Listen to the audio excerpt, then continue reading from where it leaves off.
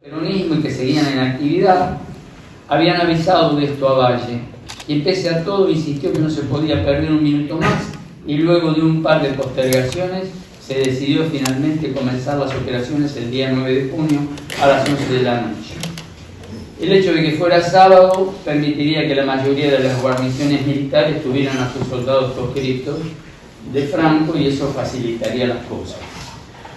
Como el gobierno ya estaba advertido, en la noche del 8 de junio, o sea, un día antes, fueron apresados cientos de dirigentes gremiales para restar base social al movimiento.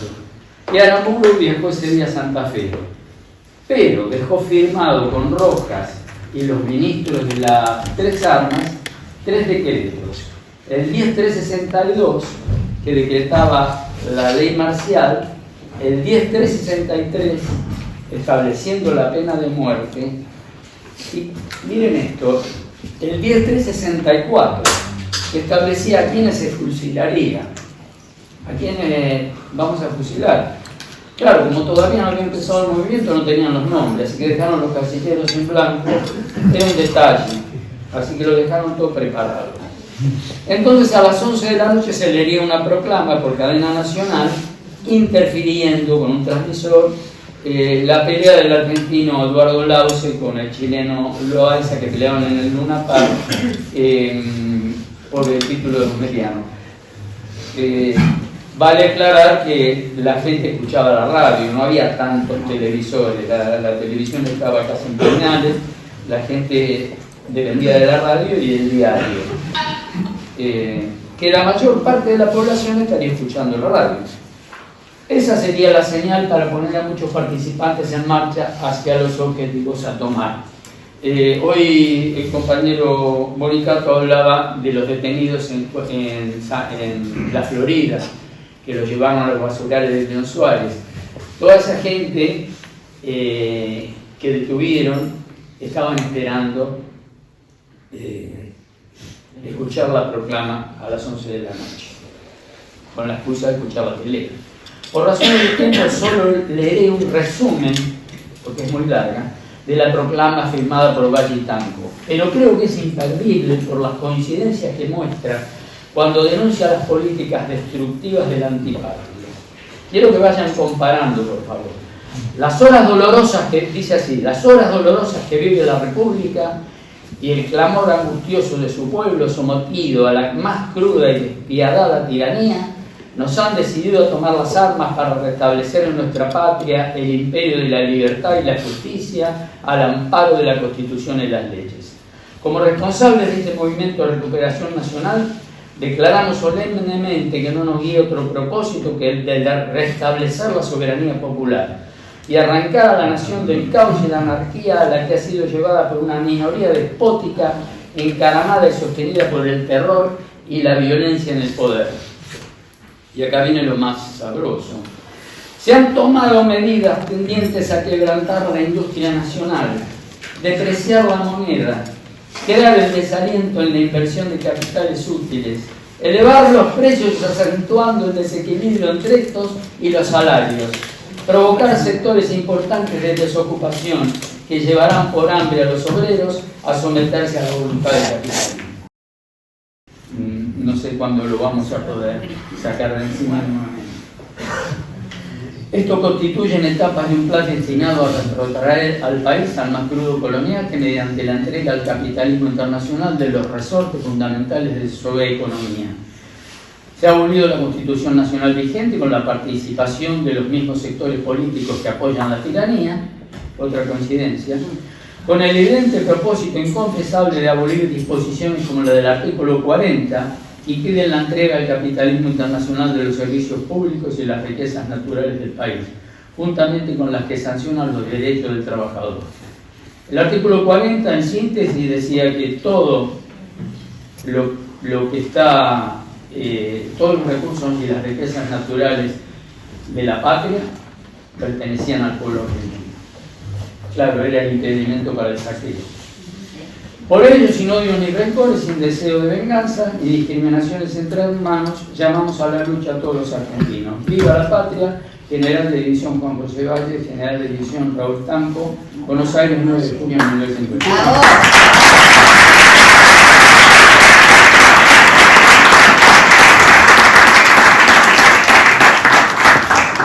La misión de transmitir esta proclama a todo el país estaba a cargo de un grupo de civiles y militares que instalaron un transmisor de alta frecuencia, el General 40, por teléfono, y dijo: fusílelos a todos. Y no tengo todo seguro. Bueno, fusile a los que tenga seguro, le dijo el capitán de navío Ambrosio. Y a la madrugada, entre las 2 y las 4, 6 de ellos son sacados de uno al patio y ametrallados sin ningún tipo de juicio previo. Allí mueren el teniente coronel Irigoyen, el capitán Costales, los hermanos Claudio y Norberto Ross, Dante Lugo y Osvaldo Alberto.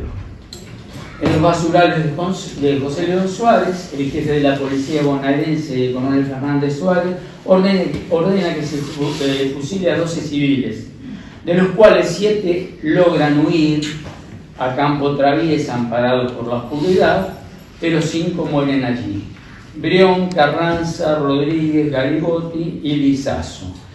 Y hay otro que lo dan por muerto con la mandíbula destrozada, que ustedes sabrán, muchos de ustedes, que es el famoso fusilado que vive, después que se fueron, se alcanzó a levantar y pidió ayuda, y en base a lo cual Rodolfo Walsh hace su magnífico trabajo de Operación Masacre.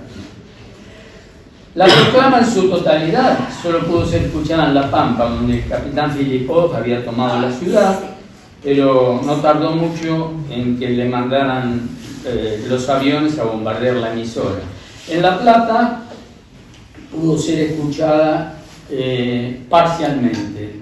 Recuerdo a mi padre escuchando a la madrugada con mucha interferencia, por ahí se escuchaban proclamas de un lado y de otro, hasta que las proclamas de los revolucionarios se fueron desapareciendo porque iban tomando las emisoras del gobierno. En Campo de Mayo solamente se logran tomar unos pocos objetivos, como la Escuela de Mecánica del Ejército. Se intercambian algunos disparos, pero no se pudo concretar la sincronización del plan original debido a un sinnúmero de razones. Es largo, lo pueden leer.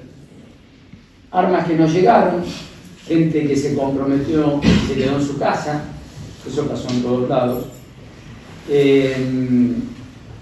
Pero la principal de todas, gente que cambió de bando también, la principal de todas es que los estaban esperando. Los revolucionarios son rodeados por tropas muy numerosas y deben rendirse. Solo algunos logran escapar. Posteriormente, suboficiales y oficiales serían fusilados en Campo de Mayo, Escuela de Mecánica del Ejército y la Penitenciaría Nacional. Esta gente que intentó tomó parcialmente los puestos de las guardias de Campo de Mayo, pensaban que en La Plata había sucedido lo mismo. Claro, no había celulares, no tenían manera de comunicarse. Y no, La Plata estaba resistiendo.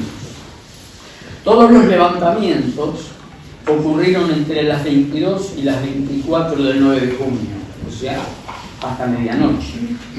El gobierno estableció a las 0:32 del 10 de junio la ley marcial, que, como dijimos, ya tenían firmado con anterioridad. O sea, que aplicaron la ley con retroactividad al delito cometido, violando el principio legal de la irretroactividad de la ley penal. No nos pueden juzgar, sintetizando, por un delito que cometimos antes que se promulgue la ley. Pero a esta gente mucho no le importaba. No se iban a andar con chiquitos. En Campo de Mayo, el general Lorio preside un tribunal que realiza un juicio sumarísimo, concluye que no se debe fusilar a los obligados, pero Aramburu ratifica su decisión.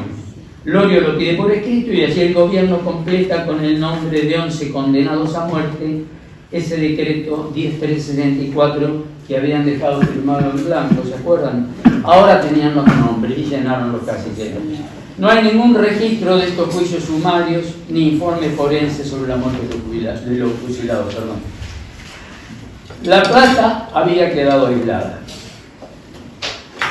Como una señal accesoria, en La Plata aquí donde todos ubican la Galería Rocha, la salida sobre 7, que en esa época no estaba, había una elegante zapatería que se llamaba Norland, y a las 11 de la noche la gente ya había salido del cine, hacía muchísimo frío, y no había gente por la calle, ni tanto tránsito como hay ahora, y desde un auto se arroja una bomba.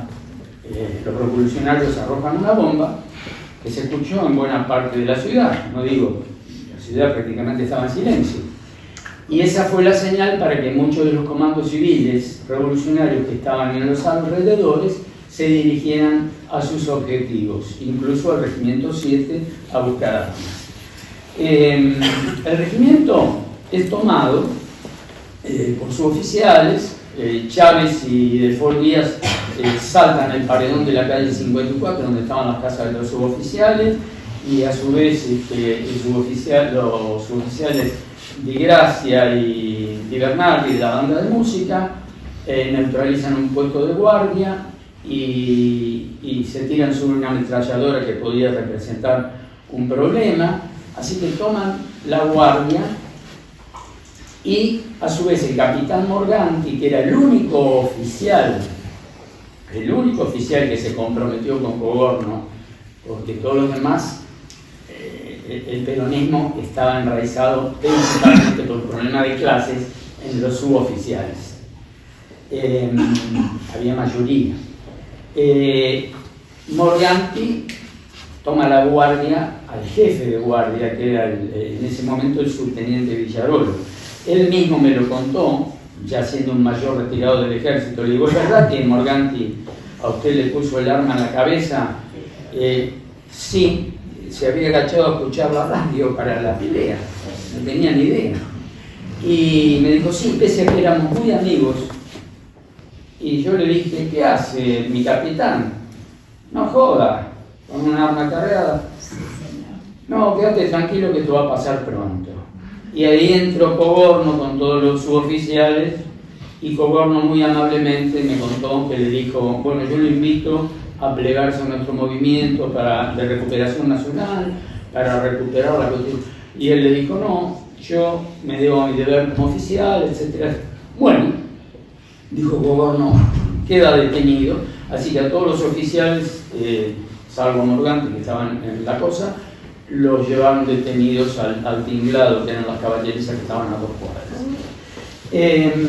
Bueno, a partir de ahí se empieza a organizar el movimiento en La Plata. El regimiento ya estaba tomado. Cogorno entró, le hicieron una seña, todos se ubican en ese portón que ha quedado en pie sobre la calle 19 en el centro de las Malvinas. Bueno, desde ese portón donde estaba el puesto principal, desde allí se entraba al regimiento, el puesto 1, hicieron una seña a los civiles que estaban esperando. Debo mencionar también que la gran movilización de civiles vino desde Berisso y Ensenada, que eran unas del peronismo, y Alberto Proya y Pablo Guerrero movilizaron a todos los civiles de aquella región, y bueno, entraron y se repartieron armas de los arsenales de las compañías y del arsenal principal como si fueran caramelos, y ahí ya se mandaron a los distintos objetivos. Morganti, que era el jefe de la segunda compañía, los hizo formar con la excusa de una revista, se paró delante de los soldados y dijo, bueno, esta es una revolución para recuperar lo que se le ha quitado al pueblo, el Estado de Derecho, y recuperar la Constitución. El que no esté de acuerdo, contra la pared. Soldados de 20 años, de todas las extracciones sociales, de todas las ideas políticas, imagínense ustedes, que todos pensaban que se lo ponían contra la pared y decían que no lo iban a fusilar. Hubo uno, el soldado Jurman, que era militante socialista, estudiante de química de farmacia, y dijo, no estoy de acuerdo, yo pensaba que lo mataba ahí. Bueno, se queda detenido en la compañía. Cuento esto porque después van a ver lo que sucedió más adelante. A partir de ahí se hace un cordón, unas barricadas con los micros de la línea municipal, se agarran 2 micros de la línea municipal y se lleva a las 2 compañías, la primera que estaba de guardia, cuyo jefe era este que le tomaron la guardia, el subteniente Villarolo, y la segunda a cargo de Morgan. Van directamente a tomar el departamento de policía, donde está el Ministerio de Seguridad, ahí frente a la Plaza Rivadavia, 2, 51 y 53. También se designan otros objetivos, pero ya con civiles, embajadas, consulados, las centrales telefónicas, el comando de la segunda división, que estaba donde está actualmente Idani, ahí en 53 y 4, con salida hasta 54. En toda esa zona se combatió mucho. Y también el comando de la División Servicios, que actualmente pertenece a la universidad, pero que lo ubicarán diagonal 78, viene a ser 62 entre 9 y 10. Todavía se ve el viejo muro que ocupaba el comando de la División Servicios. Ahí no tuvieron problemas, no era un objetivo muy importante, pero había armas y bueno, había que tomarlo y ahí estaban de acuerdo, les abrieron la guardia, pero el comando de la segunda división, acá en 24 y 4, no se pudo tomar. Las centrales telefónicas se tomaron por 1 hora, muy poco tiempo, y hasta que vino la policía y tuvieron que abandonarlas. En el ataque al departamento de policía se dispararon más o menos más de 100.000 tiros. También iban civiles, aparte de las 2 compañías, iban civiles comprometidos. Fracasó, no había muchos policías adentro, creo que no había más de 20 que se defendían con todo lo que tenían. Las 2 compañías tirotearon el departamento de policía.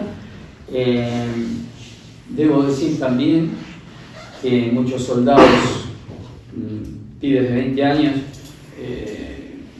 si hubieran preferido estar en otro lado, pero bueno, los llevaron y algunos escaparon, algunos tiraron las armas, y Morganti había ido a combatir con solo unos pocos suboficiales comprometidos, peronistas, y los demás eran estos chicos.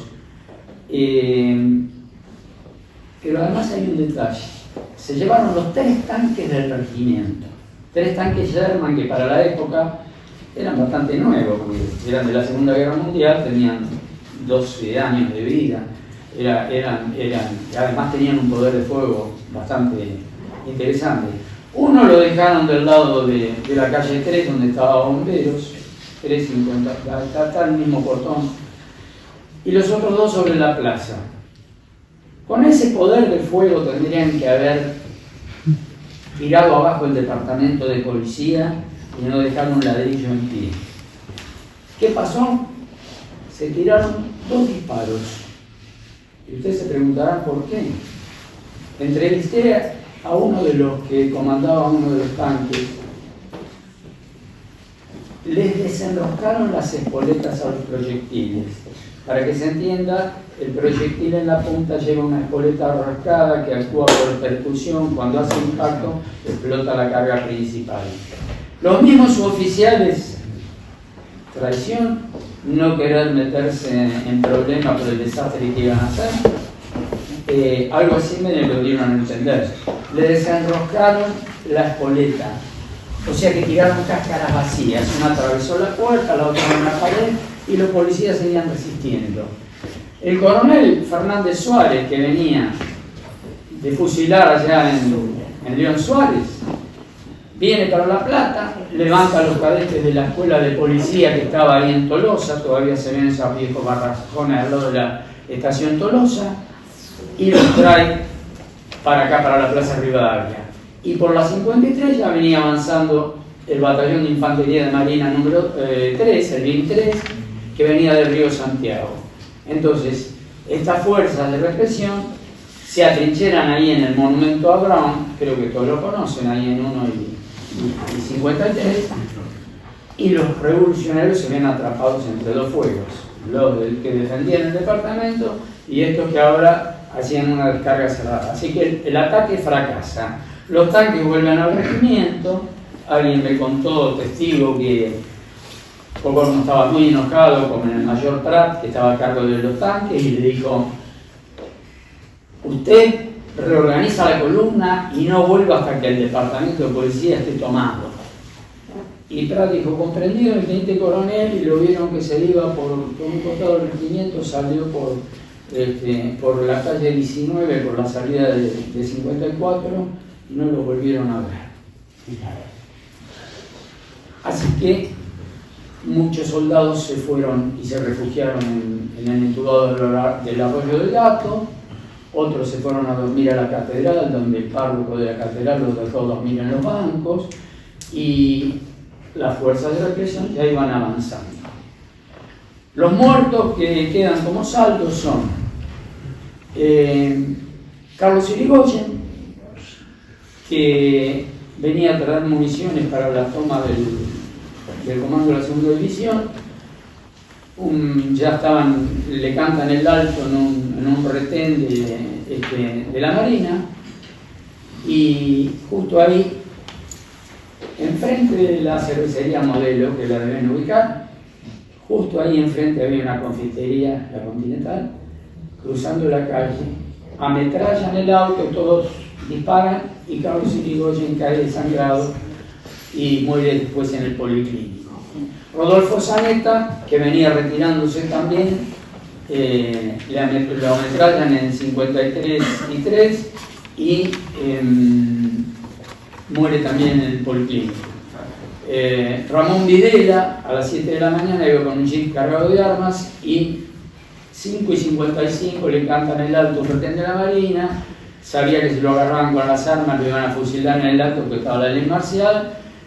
No respetó y una bala le atravesó la cabeza. Los compañeros alcanzaron a disparar. En la plaza de Rivadavia muere uno de los soldados del regimiento 7, Clos, que lo llevan ahí al Instituto Médico Platense, pero ya llega muerto. Y por parte de las fuerzas represivas muere un conscripto del B3, Bernardino Rodríguez. Así que bueno, ese es el corolario de los muertos civiles y militares. También muere un oficial de la Policía Federal en la estación de Ringuelet, porque Abadie, después de tomar la comisaría de Citibel, encierran a los policías, se llevan las armas, toma la estación de Ringuelet, porque ahí está una curva justo donde pudieron parar los trenes que venían de Capital para impedir de que venga alguna ayuda. Entonces, cuando paran el tren a unos metros de la estación, este oficial de la Federal, que venía haciendo unos trámites acá, se baja a ver qué pasaba y hace un movimiento equívoco, y Abadie lo interpreta como que va a sacar una arma y lo matan.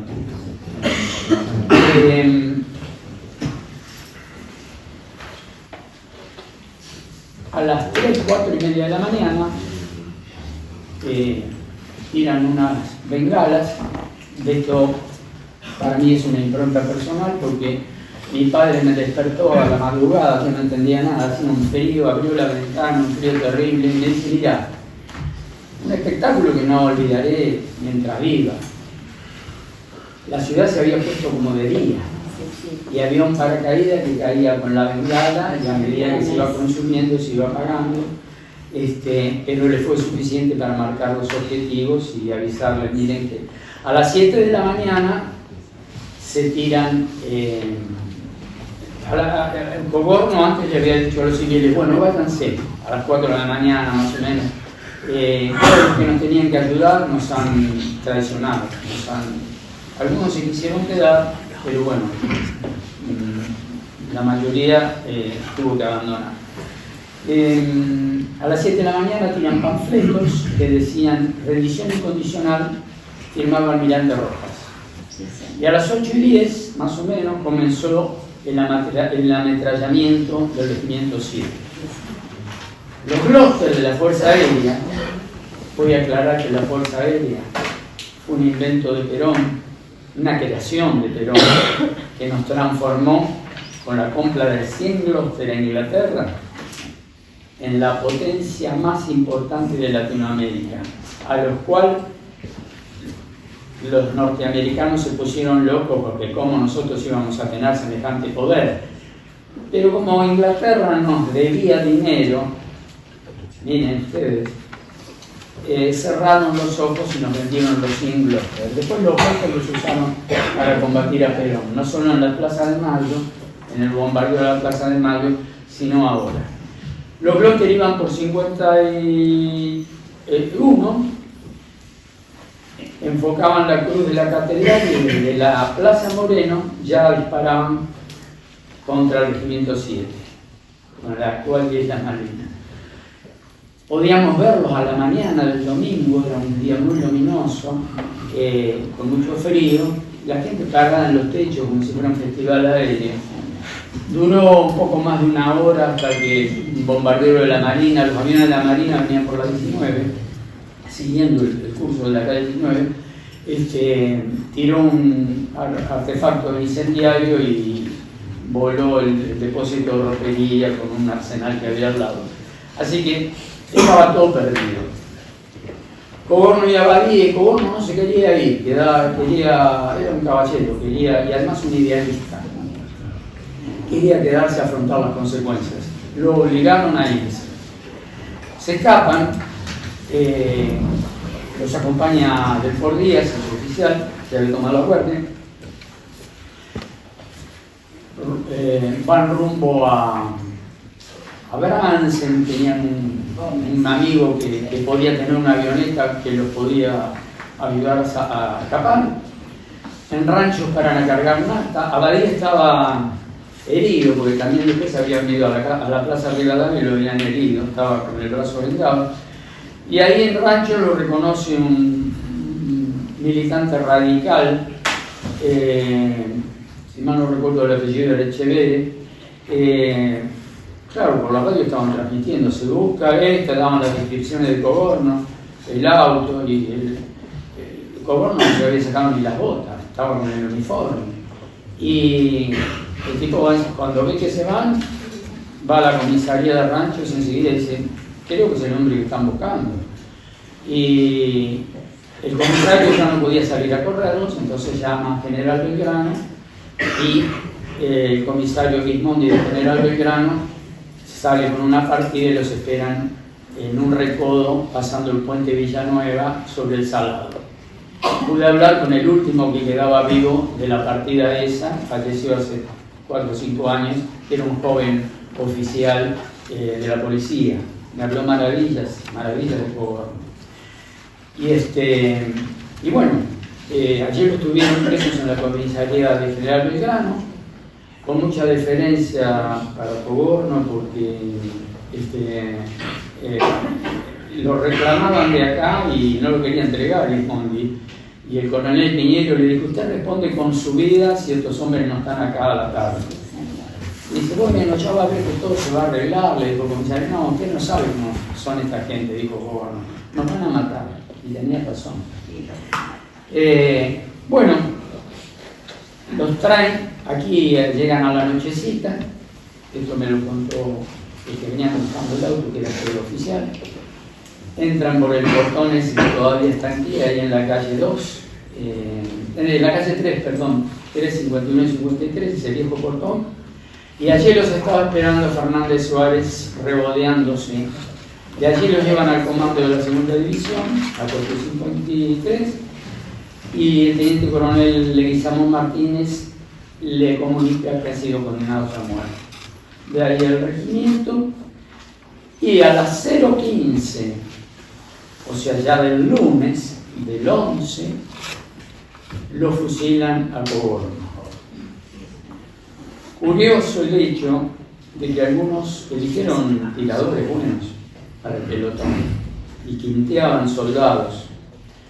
Algunos estaban muy asustados porque no querían participar, pero hubo algunos que se prestaron como voluntarios. Miren ustedes lo que fue el horno. Hubo voluntarios, incluso el que comandó el pelotón de fusilamiento de Coborno, un suboficial que lo nombro en el libro, no lo voy a nombrar ahora porque no vale la pena, y que le pegó el tiro de gracia, se ofreció de voluntario. Años después, la resistencia peronista, cada vez que lo veía, lo levantaba, le daban una paliza hasta que se terminó suicidando. Abadie, no muere como un héroe.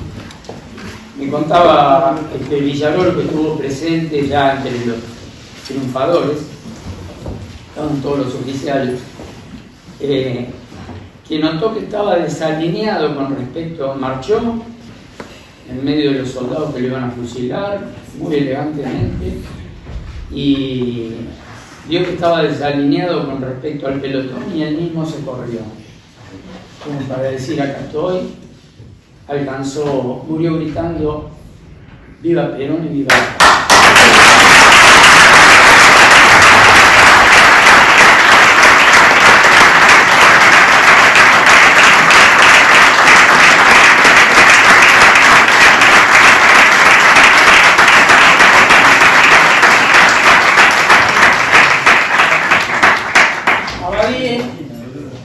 Abadie al otro día, ese que estaba herido, lo habían curado para fusilarlo. Está prohibido fusilar heridos por la Convención de Ginebra, pero tantas cosas que pasaron por alto que no les importaba, querían escarmentar.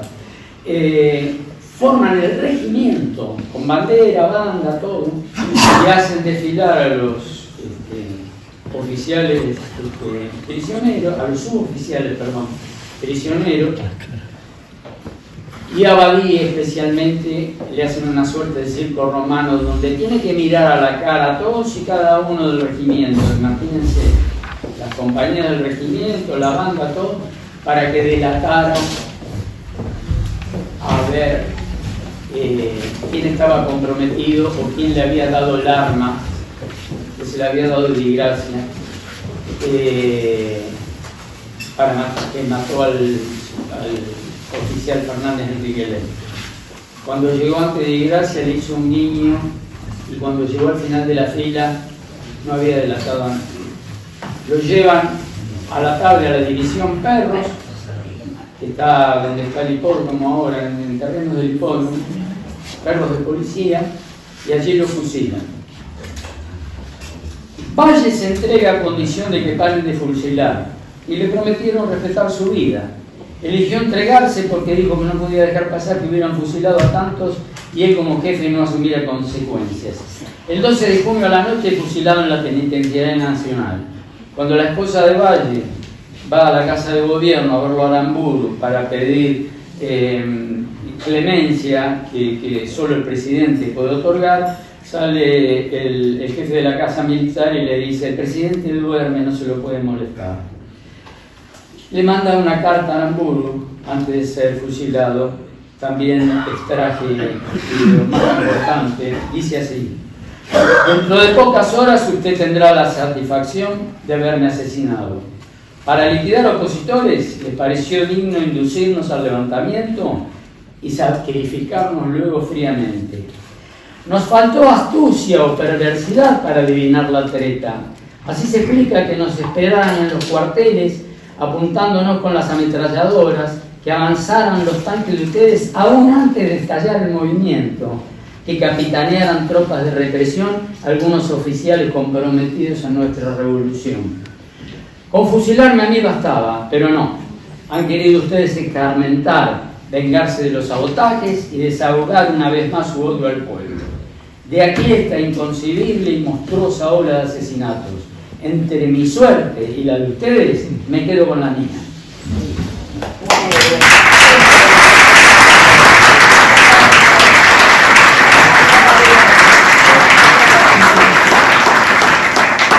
Bueno, para ir cerrando, el día 13 se levanta la ley marcial y muchos que estaban en capilla se salvaron del fusilamiento, pero no de sufrir largas condenas de prisión y también torturas indescriptibles. Los que pudieron escapar al exilio pudieron regresar con una amnistía del gobierno del Frondizi años después. Para terminar, cerraré con una reflexión personal. Como dice el tango, la historia vuelve a repetirse. Hoy vivimos en un país destruido con una devaluación terrible y una deuda ilegítima e impagable con el FMI. Despidos masivos, pobreza en aumento, destrucción de las pymes, producto de las importaciones descontroladas y el favoritismo gubernamental para las grandes corporaciones e industriales amigos del poder. La destrucción de proyectos nacionales, planes sociales, de salud, de educación y amenaza permanente de hacerse con los fondos previsionales. El mundo, la sociedad y los métodos cambian. Los fusilados de ayer se han transformado hoy en los hambriados que mueren lentamente perdiendo su dignidad de seres humanos, o los que pierden su trabajo con el mismo resultado. O sea, los métodos son mucho más sutiles usando todos los recursos con que se cuenta hoy día, en consecuencia más perversos.